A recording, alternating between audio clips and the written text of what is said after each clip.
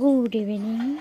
দেখো, প্রথমে তো দেখিয়ে নিলে আমার চুড়িদারটা কেমন লাগছে সেটা কমেন্ট করো। তো আমি চুড়িদার কাটিং করার জন্য এখানে টোটাল 2.5 মিটার মলমলের কাপড় নিয়েছি, যেটা আমি অনেক দিনের মানে ইচ্ছা ছিল বলতে পারো যে নিজে কাস্টমাইজ করব।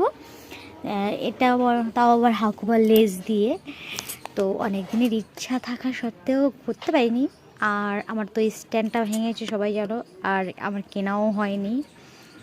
তো হাতে ভিডিও করছি, মানে এক হাতে ফোন এক হাতে কেচি, এরকম এইভাবেই ভিডিওটা করা হয়েছে। তো সবটাও দেখলেই বুঝতে পারছো আশা করি।